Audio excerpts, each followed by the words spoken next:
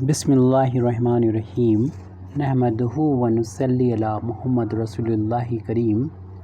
ये problem differential equation के orthogonal trajectories chapter से है।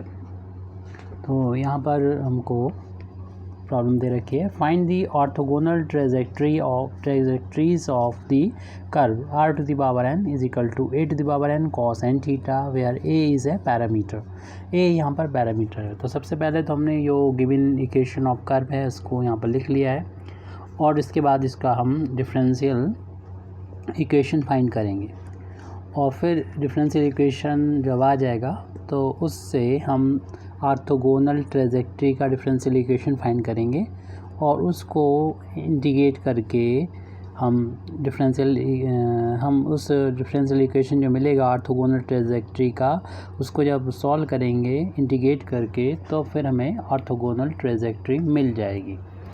तो यहाँ पर हम सबसे पहले जो गिवन इक्वेशन दे रखा था उसे इक्वेशन नंबर 1 डाला हमने और इसका डिफरेंशियल इक्वेशन हमें फाइंड करना है। तो ये देखना होगा कि इसमें पैरामीटर कितने हैं। बता दिया गया हमें एक ही पैरामीटर है, तो एक बार ही डिफरेंशिएट कर सकते हैं। इंडिपेंडेंट वेरिएबल थीटा के रिस्पेक्ट में हम यहाँ पर डिफरेंशिएट करेंगे। Differentiating equation 1 with respect to theta. तो इसको जब डिफरेंशिएशन करेंगे इक्वेशन नंबर 1 को थीटा के रिस्पेक्ट में, r यहाँ पर डिपेंडेंट वेरिएबल है तो इसे थीटा मान के जब करेंगे तो पावर आगे आ जाएगी n और जितनी पावर होगी उसमें से एक पावर जो होगी माइनस हो जाएगी। लेकिन चूँकि ये r था थीटा नहीं था इसलिए इस r का दोबारा से थीटा के रिस्पेक्ट में डिफरेंशिएशन हो जाएगा। राइट हैंड साइड में आ जाएं तो a की पावर n कांस्टेंट है बाहर ले लेंगे और डिफरेंशिएशन सिर्फ करना होगा कॉस का जो कि माइनस का होता है साइन थीटा। लेकिन यहाँ पर n थीटा है तो n थीटा का भी डिफरेंशिएशन हमें करना होगा। तो n थीटा का जब डिफरेंशिएशन करेंगे चैन रूल के अकॉर्डिंग तो n तो कांस्टेंट है बाहर ले लेंगे, थीटा का डिफरेंशिएशन 1 हो जाएगा। तो यहाँ से देख रहे हैं कि n से n भी कैंसिल होता हुआ नज़र आ रहा है। तो जो वैल्यू बची है उसको हम यहाँ पर नोट कर लेते हैं। r to the power n minus 1 D are over D theta is equal to minus शुरू में लिख दें minus a to the power n sine n theta. तो अब हम इस इक्वेशन को इक्वेशन नंबर अगर 2 डाल दें तो फिर हमें इक्वेशन देख रहे हैं कि डिफरेंशिएशन किया और यहाँ पर आर्बिट्रेरी कांस्टेंट a अभी भी बाकी है, a to the power n यहाँ पर a बाकी है, यानी ये अगर एलिमिनेट हो जाता है यहाँ से ख़त्म हो जाता तो हम कहते हैं यही डिफरेंशियल इक्वेशन है। अगर नहीं है तो आप इसके बाद डिफरेंशिएशन नहीं कर सकते। a की क्योंकि आर्बिट्रेरी कांस्टेंट था तो एक बार डिफरेंशिएशन आपने कर लिया। अब हम जितने भी इक्वेशन से पहले हमको मालूम है गिवन है उनका ही यूज़ कर सकते हैं, यानी इक्वेशन नंबर 1 और ये इक्वेशन हमें मिला 2। इनके हेल्प से हम इस डिफरेंशियल इक्वेशन को फाइंड करेंगे जिसमें कोई भी आर्बिट्रेरी कांस्टेंट नहीं होना चाहिए। तो हम देख रहे हैं कि a की पावर n हम चाहें तो यहाँ से फाइंड करके ये वैल्यू यहाँ पर पुट कर दें, ऐसा भी कर सकते हैं, या अगर हम इक्वेशन को डिवाइड कर दें तो उस तरीके से भी कर सकते हैं। तो इक्वेशन नंबर हम इक्वेशन को डिवाइड करके भी ऐसे आसानी से फाइंड किया जा सकता है। तो हम इक्वेशन नंबर 1 को इक्वेशन नंबर 2 से डिवाइड कर देते हैं। तो इक्वेशन नंबर 1 हमें r to the power n है न्यूमरेटर में और यहाँ पर इक्वेशन नंबर 2 में है लेफ्ट हैंड साइड में r to the power n minus 1 D are over D T. दोनों इक्वेशन नंबर 1 और 2 के दोनों के हमने लेफ्ट हैंड साइड लिखे हैं और डिवाइड किया है। ऐसे ही इक्वेशन नंबर 1 का राइट हैंड साइड डिवाइड हो जाएगा इक्वेशन नंबर 2 के राइट हैंड साइड से। तो ये इक्वेशन नंबर 1 का राइट हैंड साइड देख लीजिएगा a to the power n cos n theta दे रखा है और इक्वेशन नंबर 2 का ही हमारे सामने लिखा हुआ है minus a to the power n sine n theta. Main मकसद यहाँ पर था a to the power n को एलिमिनेट करना, वो एलिमिनेट हो गए। अब हमारे पास जो भी बचा है वो डिफरेंशियल इक्वेशन है। अब इसको थोड़ा सॉल्व भी कर सकते हैं। ऊपर पावर n है, यहाँ पर n माइनस 1 है, डिवाइड हो जाएगा तो एक पावर ऊपर जाता है तो एक ऊपर पावर बचेगी, n माइनस 1 पावर कैंसिल हो जाएंगी तो r बचेगा। और ये डी थीटा को भी ऊपर ले जाएं क्योंकि डबल अपान में ही है तो डी थीटा ऊपर पहुँच जाएगा, डी आर यहाँ पर नीचे आ जाएगा और ये वैल्यू राइट हैंड साइड में माइनस का हमें मिल चुकी है। हम लोग जानते हैं कॉस अपन साइन, इसको हम कॉट भी लिख सकते हैं, एन थीटा एंगल है वो लिख दिया यहाँ पर हमने।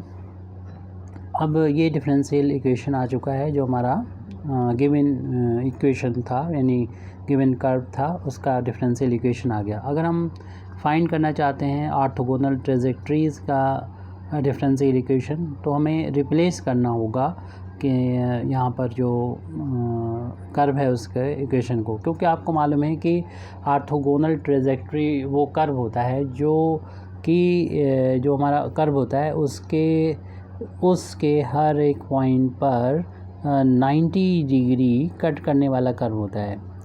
90 डिग्री कट करने वाला, जैसे ये वाला पॉइंट है, तो इस पॉइंट पर हम देख लेंगे कि हमारे इस कर्व का जो टेंजेंट है वो उसका स्लोप क्या है, जो कि आपको मालूम है कि अगर फाई के टर्म में लिखें तो tan phi is equal to होता है r d theta over d r होता है, यही वैल्यू होती है। और अगर हम जानते हैं कि इस पे जैसे हम लोग शॉर्ट में अगर m1 से डिनोट कर लें, तो आपको ये भी पता है कि दो लाइन अगर एक दूसरे से परपेंडिकुलर होती है 90 डिग्री होती है, तो उनकी स्लोप अगर m1 m2 है तो उनका जो प्रोडक्ट होगा m1 और m2 का वो -1 के इक्वल होता है। तो -1 के इक्वल होता है। अगर हम यहाँ से m2 की वैल्यू फाइंड करें तो -1/m1 हो जाएगा। हालांकि ये आपको करके नहीं दिखाना जो हम यहाँ पर हम कर रहे हैं, आपको डायरेक्ट वो करना जो हम यहाँ पर अभी लिखेंगे, यानी इतना लिख दिया। आप चाहें तो इसे इक्वेशन नंबर 3 डाल दें। अब क्या करना है, तो ये हमसे पूछा गया था इसलिए हम यहाँ पर बता रहे हैं, ये रफ़ का काम है, ये आपको नहीं करना है, ये जो है वो नहीं करना है। तो यहाँ पर m2 का मतलब है -1/m1, तो m2 की वैल्यू हो गई -1/m1। कितना m1 जो था वो tan फाई के बराबर होता है, इसकी value r D theta over d are होती है, यानी इसको हम पलट दें तो -1/r तो रहेगा, ये पलट जाएगा dr ओवर डी थीटा हो जाएगा। यानी हम अगर चाहते हैं कि ये कर्व बन जाए ऑर्थोगोनल ट्रेजेक्टरी, तो फिर हमें इसकी स्लोप को चेंज करना होता है, बाकी चीज़ें वैसी रहेंगी यहाँ पर। तो इसीलिए यहाँ पर इसको रिप्लेस कर दिया जाता है, r d theta over d are को इस वैल्यू से रिप्लेस कर दिया जाता है। तो इससे हमें जो डिफरेंशियल इक्वेशन में रखा होता है हमारे गिवन कर्व का, किसी भी कर्व का, तो उससे हम ऑर्थोगोनल ट्रेजेक्टरी जो कि इसके 90 डिग्री पर कट करने वाली कर्व होता है, तो उसका हमें इक्वेशन मिल जाता है। तो ऑर्थोगोनल ट्रेजेक्टरीज़ का इक्वेशन मिल जाता है। तो यहाँ पर हम इसे रिप्लेस करेंगे। इसी चीज़ को आपको इसके बाद इक्वेशन नंबर 3 के बाद जो है वो कंटिन्यू करना है। तो ये जो इक्वेशन था वो डिफरेंशियल इक्वेशन ऑफ कर्व था। तो यहाँ पर इस चीज़ को हम यहाँ पर लिख भी देते हैं कि इक्वेशन 3 represent differential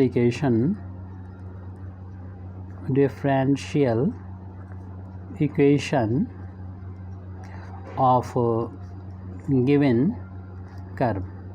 लेकिन आपको फाइंड करना है ऑर्थोगोनल ट्रेजेक्टरी गिवन कर्व का, तो इसके लिए हम रिप्लेस कर देंगे जैसा कि अभी हमने लॉजिक दिया। रिप्लेसिंग ऐसे ही रिप्लेस किया जाता है, r d theta over d are की वैल्यू की जगह पर replacing this by -1/r D R over D theta, ये रख दिया जाएगा इन इक्वेशन नंबर 3। तो इससे हमें मिल जाएगा equation of differential equation of orthogonal trajectory. Therefore the differential हमने लिखा रिप्लेसिंग जितना in equation number 3 the differential equation of the desire, जो हमें ज़रूरत है फाइंड करना है, ऑर्थोगोनल ट्रेजेक्टरीज इज़। तो आप क्या करें, इक्वेशन नंबर 3 में जहाँ पर भी ये मिल जाए, यानी are d theta over d are, उसकी जगह पर पुट कर दिए -1/r D R over D theta, और राइट हैंड साइड में था माइनस का कॉट एन थीटा, जैसे कि शुरू में हमने बताया। अब ये डिफरेंशियल इक्वेशन हमको मिल गया है ऑर्थोगोनल ट्रेजेक्टरी का। दोनों साइड से आप चाहे माइनस से माइनस कैंसिल कर दें, और वेरिएबल को भी सेपरेट करें, d are over D theta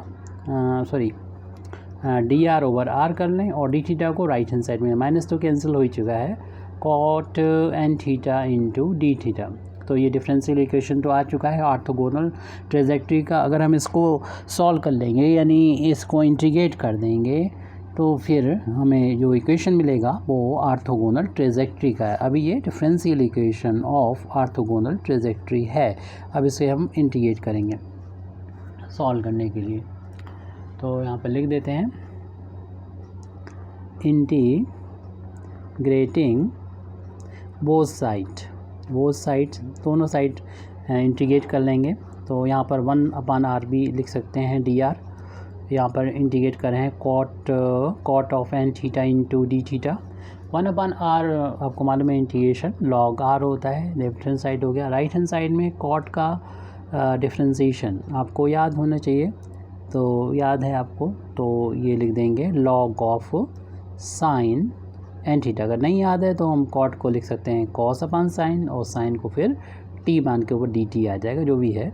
और यहाँ पर डायरेक्ट कर रहे हैं आप, तो थीटा का जो वेरिएबल है उसका जो कोफिशिएंट है एन, उससे हमें डिवाइड करना होता है।